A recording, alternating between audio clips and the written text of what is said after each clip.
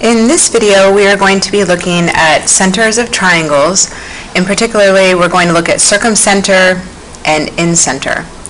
So we're going to start with circumcenter. The diagram here is going to be really important for you to look at. The circumcenter is the perpendicular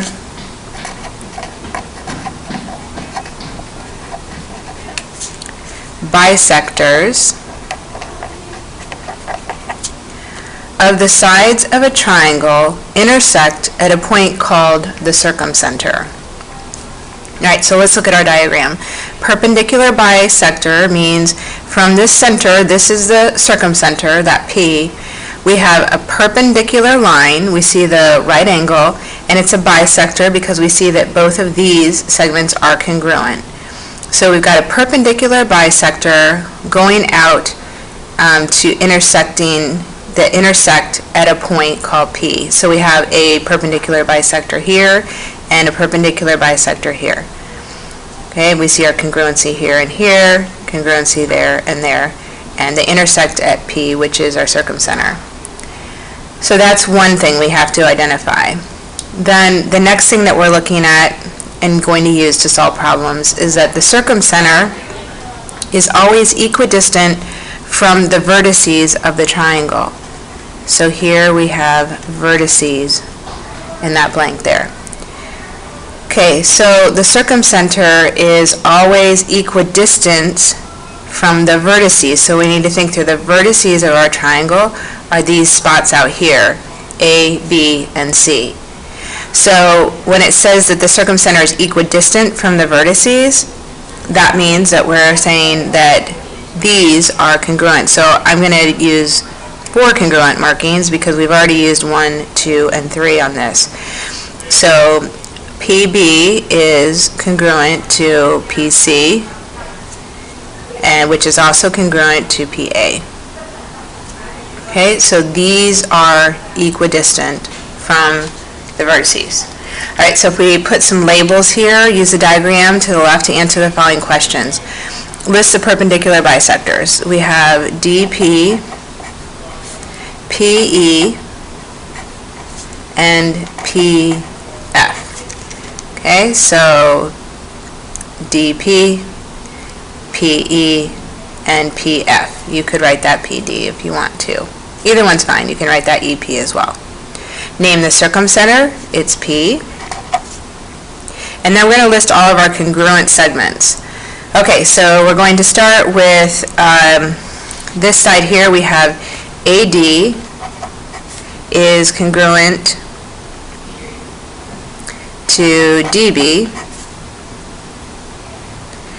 and then BE is congruent to EC. That's those two right there. And then we also have AF is congruent to FC.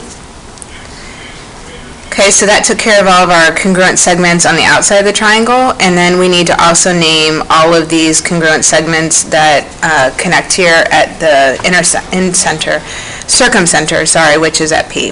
So we have AP is congruent to BP, which is congruent to CP. So those are all of our congruent markings.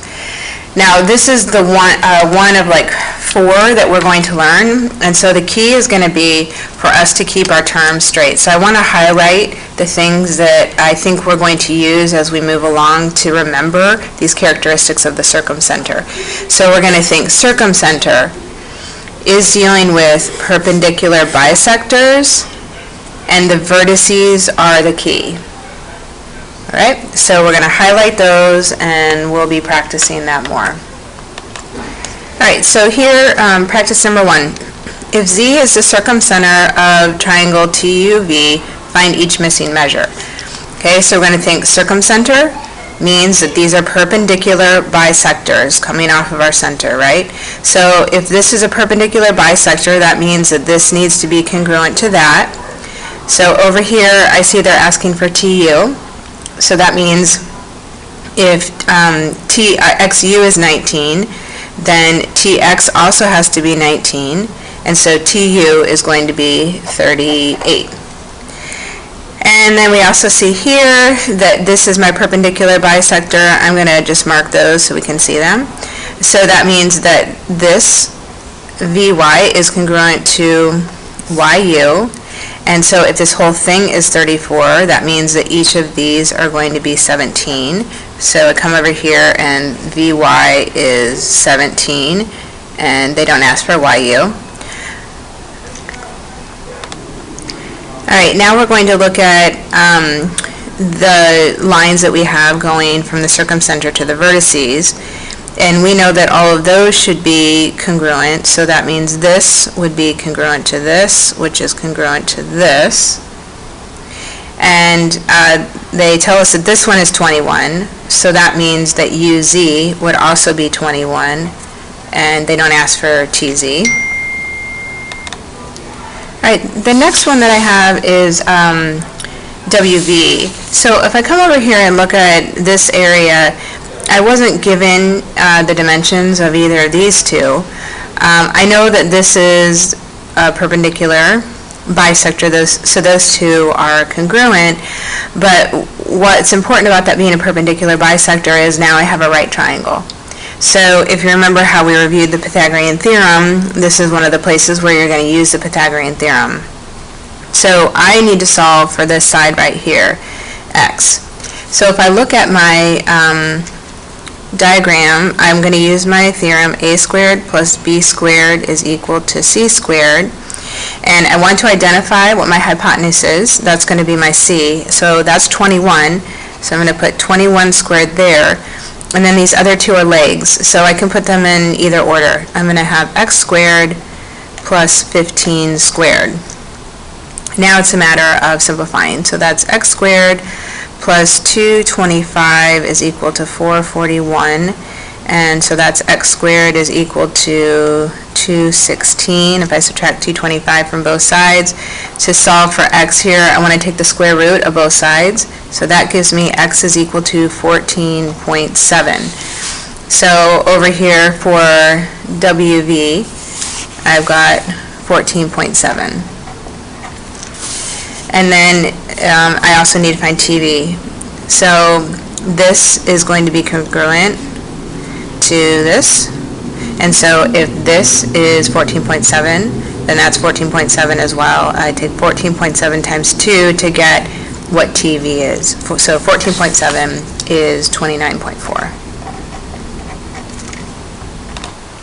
I would like for you all to work number 2 on your own. Just pause the video and then we'll go over it after you're done working the problem.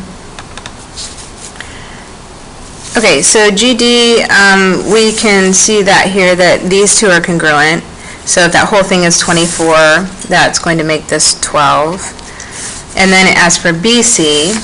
So BC is going to be, over here I have this one is going to be congruent to that one. So if I just double it, I'm going to get BC because that one is 7. So this ends up being 14. Okay, so now, again, when I see the word circumcenter, I'm going to start labeling so that I know these are, remember our key, we're going to go circumcenter, perpendicular bisector. So we're going to remember that these are all perpendicular bisectors. So now that I have some perpendicular bisectors, that's going to give me right triangles, which is going to allow me to find sides that the sides I'm looking for. So I see EH, that's what I need to look for here. So for this triangle right here, I have a 7 and an 11, and I need to find this missing side, which I'll call X. So I want to set this up.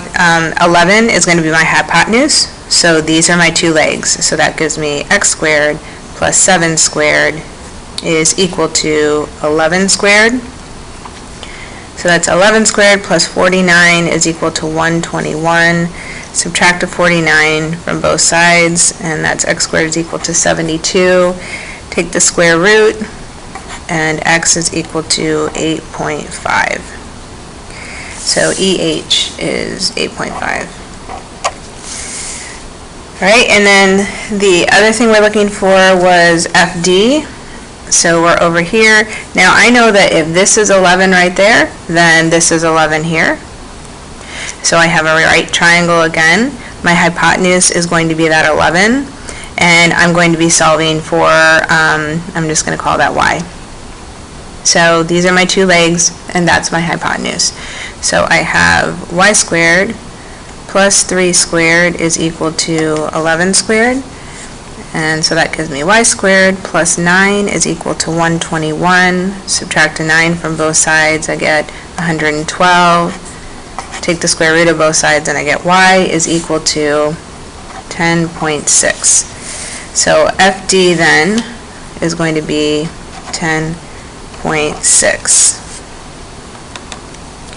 And then lastly, we need to know CD. So if this right here is going to be congruent to this right here, and if this is 10.6, then CD is going to be twice that.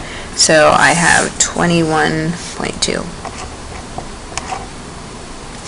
Okay.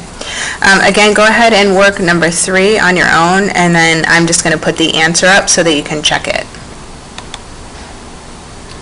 Alright, so here are your answers. There are the number answers.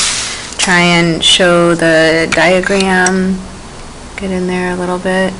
And you can see, pause it if you need to. Those are the two Pythagorean theorem equations that we set up.